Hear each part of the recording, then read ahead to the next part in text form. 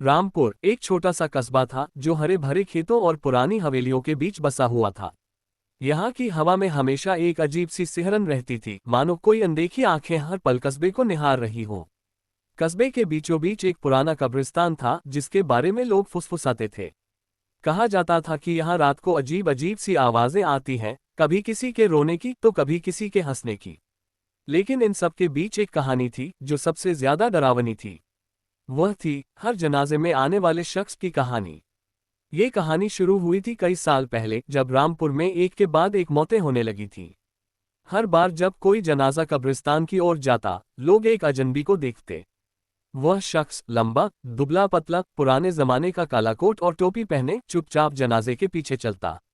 उसका चेहरा हमेशा टोपी के साए में छिपा रहता और कोई भी उसे ठीक से देख नहीं पाता था।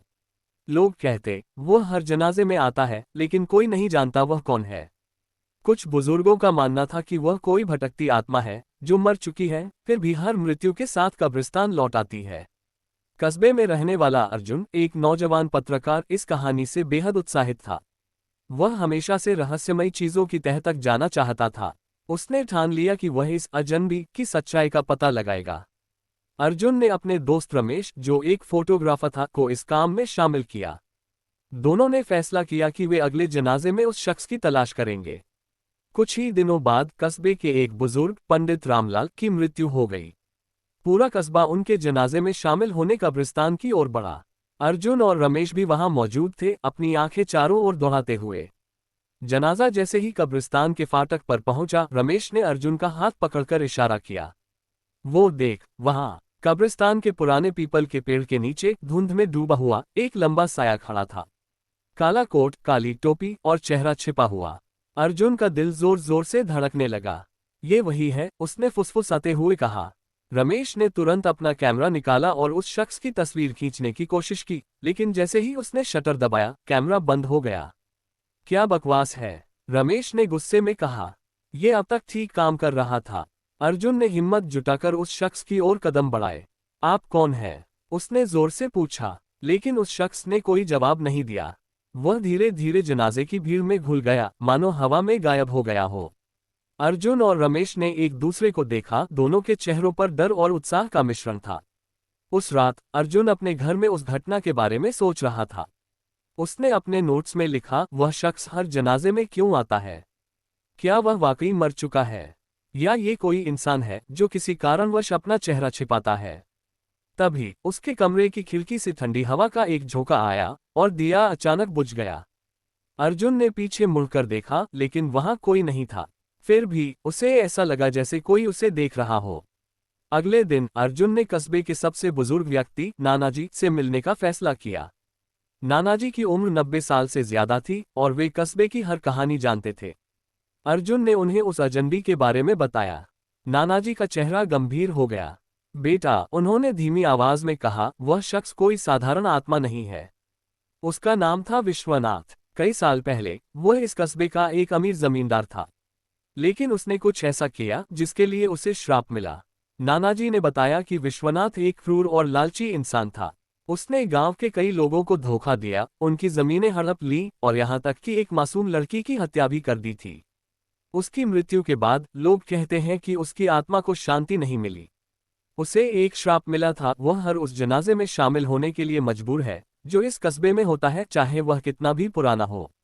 वह मर चुका है, लेकिन उसकी आत्मा कब्रिस्तान में भटकती है, नानाजी ने कहा। और जो कोई उसका पीछा करने की कोशिश करता है, वह उसका शिकार बन जाता है। अर्जुन को ये कहानी सुनकर डर तो लगा, लेकिन उसका पत्रकार मन और उत्साहित हो गया। उसने रमेश के साथ मिलकर एक योजना बनाई। वे रात को कब्रिस्तान जाएंगे और उस आत्मा का सामना करेंगे। रमेश ने अपने कैमरे की बैटरी चेक की और एक ताबीज साथ लिया जो उसकी दादी ने उसे दिया था।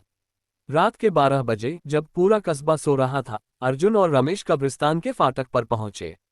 हवा ठंडी थी और कब्रिस्तान में एक अजीब सी सन्नाटा छाया हुआ था।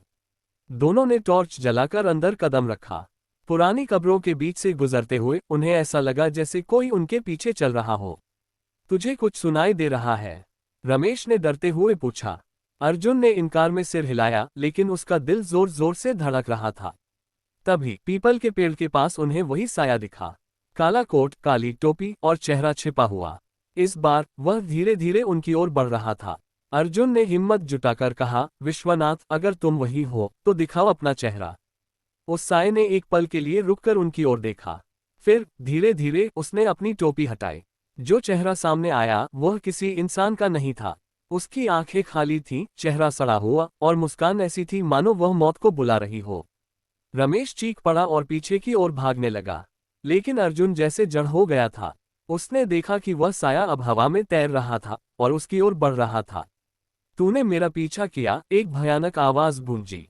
अब तू मेरे साथ चलेगा। अर्जुन ने अपनी जेब से ताबीज निकाला और उसे साये की ओर फेंका। ताबीज साये को छूते ही एक तेज चीख गूंजी और वह साया धुंध में गायब हो गया।